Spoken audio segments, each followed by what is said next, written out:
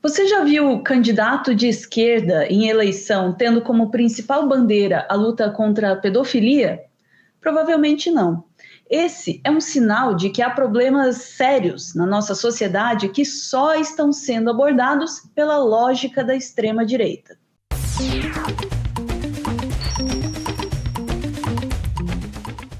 Professor, essa pergunta aí é minha, né? A gente tem, bom, é uma continuidade do que a gente vinha falando sobre o pânico moral, né? A gente tem se pautado rotineiramente pelas questões impostas pela extrema-direita, né? E o pânico moral daí é só um dos aspectos, né? Desse processo de pauta do debate público a partir dos medos, a partir dos ódios, a partir, né, do conservadorismo. Como é que a gente pode retomar a discussão com base numa racionalidade, com base numa visão amorosa e humana, né, dos muitos problemas humanos, né, dos problemas de direitos humanos que nos assolam, a partir de uma lógica mais progressista, digamos assim, que não esteja aí refém da extrema-direita? É possível? Só é possível como é necessário, né? Nós precisamos retomar o debate sobre alguns temas que de alguma maneira, eu não diria que foram deixados de lado, né? Porque é muito comum que nós também façamos uma avaliação moral das esquerdas, né? Ou seja, é muito comum você ter moralistas de esquerda, né? Que é muito e ficam apontando como se todas as derrotas ou limitações da esquerda fossem o resultado de uma falta de preparo individual ou de falta de estratégia, quando, na verdade, ainda que a gente possa fazer esse tipo de avaliação em certas circunstâncias, mas a verdade é que a contingência, o mundo criado a partir da crise, né, que nós vivemos hoje é um mundo muito desfavorável, né, para a organização política, né, e quero dizer que a boa parte das esquerdas enfrenta, né, o poder avassalador, né, do capital, né, que é isso que, no fim das contas, determina como a gente organiza as nossas vidas, né? Então, existe assim, uma avaliação moral, né? Como se faz, por exemplo, nessa crítica do identitarismo, né? Um moralismo de esquerda, né?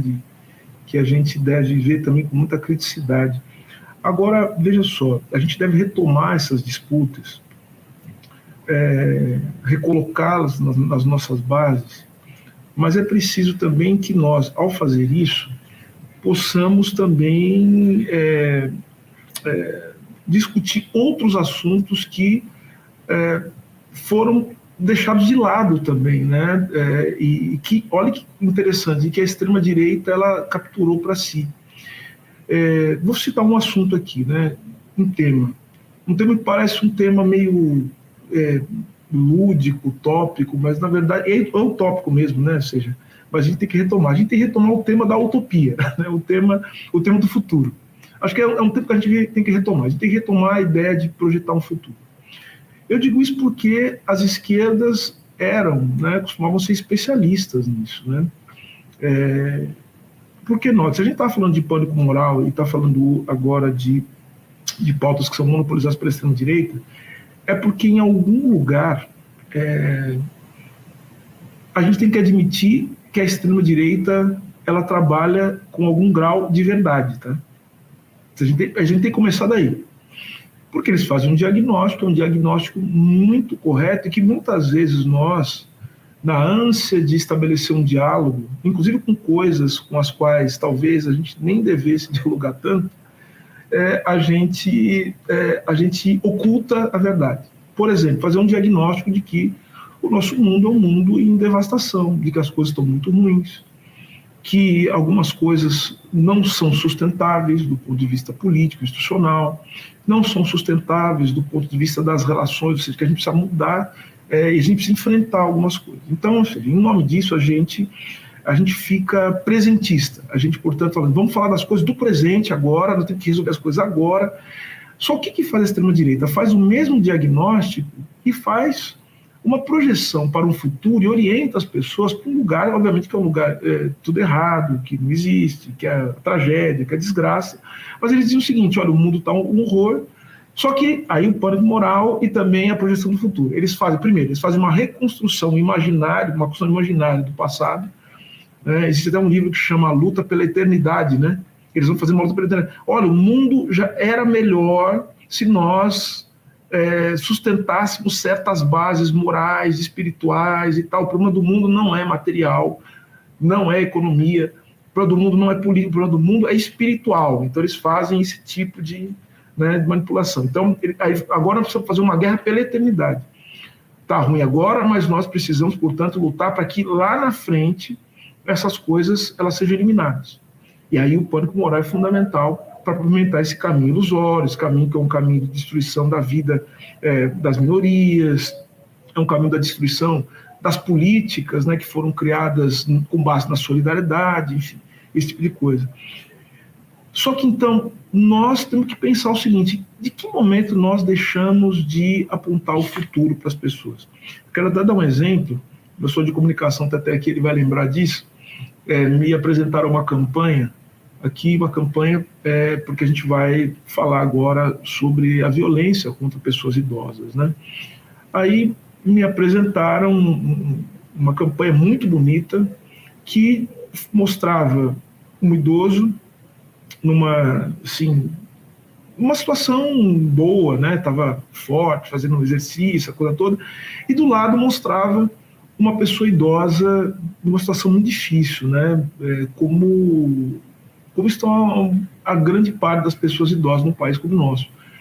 Né? Uma pessoa sozinha, uma pessoa que não tem o devido amparo, né, do Estado, da sociedade, enfim.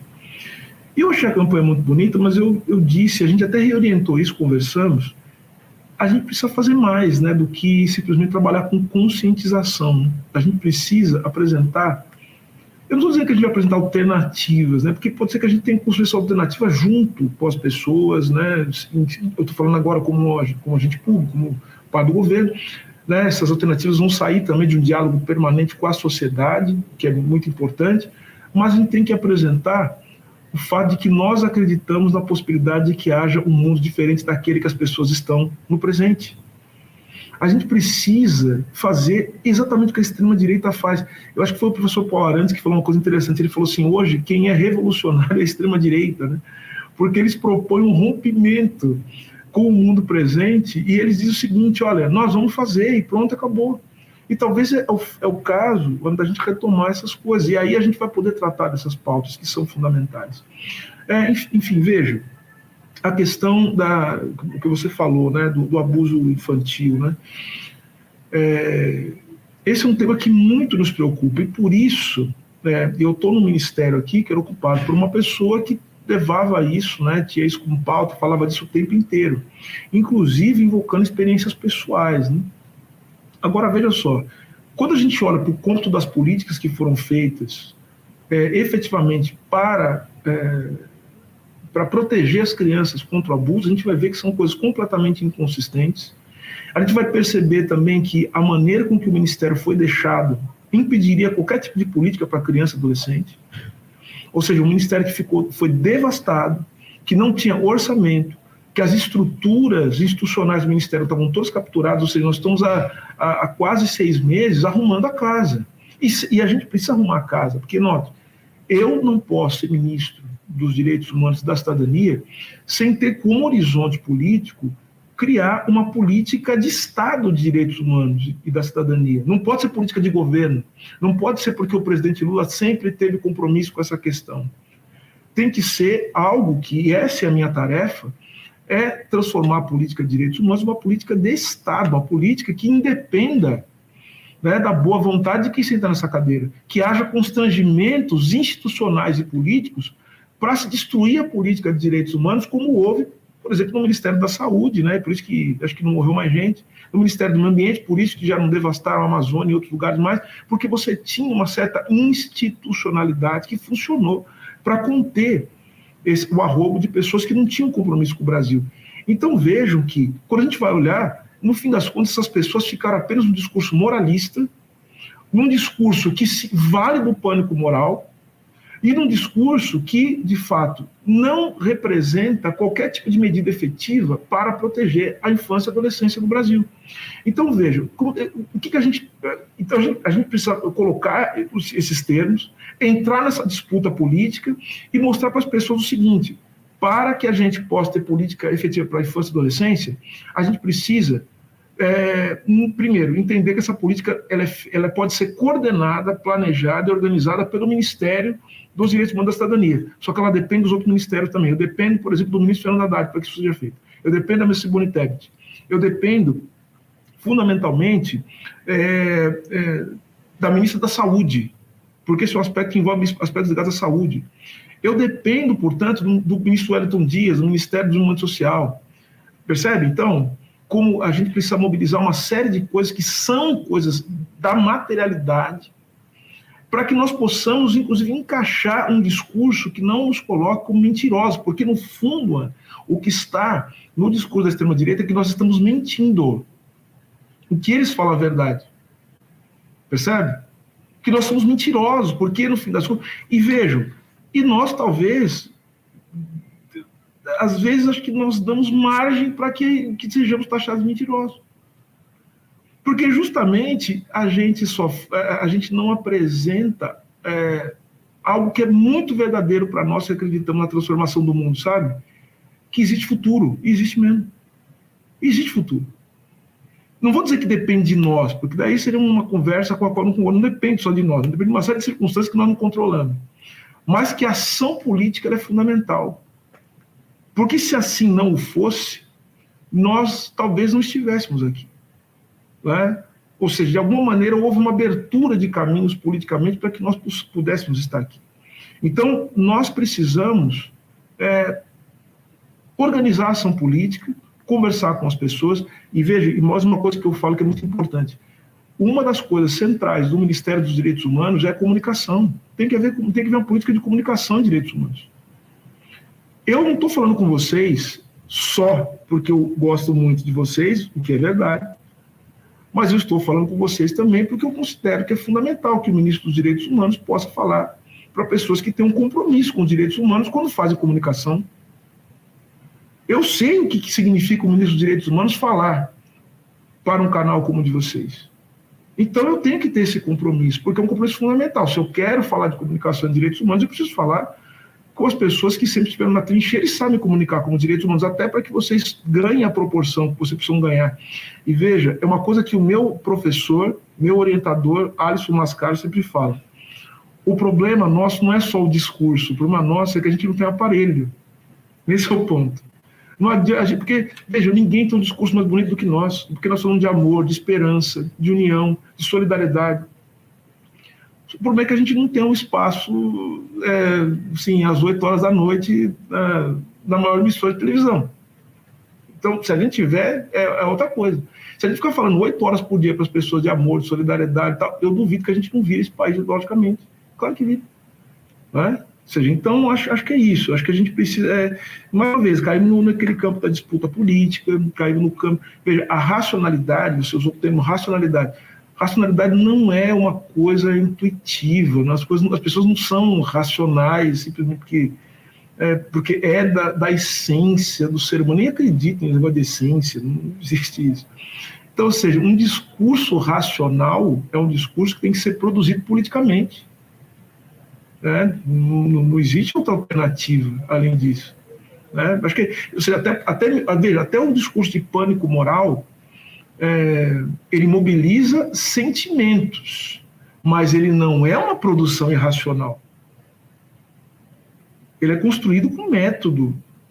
O racismo não é... Ele mobiliza a nossa irracionalidade, mas ele é um discurso que só... Ele não é um discurso, o racismo.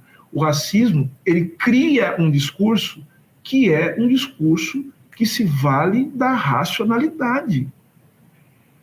Então, eu acho que é isso. Nossa disputa política é uma disputa por uma racionalidade crítica, obviamente, que nos permita enxergar as possibilidades de abrir uma senda de futuro no mundo. Maravilha. Professor, muito obrigado mesmo. A sua vinda aqui, de fato, é muito generosa, as palavras mais ainda. O professor mencionou o Mascaro esteve aqui comigo. Para quem não conhece, o Mascaro é um justo-filósofo, na real, e é um poeta, tá? O texto dele que eu vim divulgar aqui, meu Deus do céu, o final era... Enfim, não quero divagar.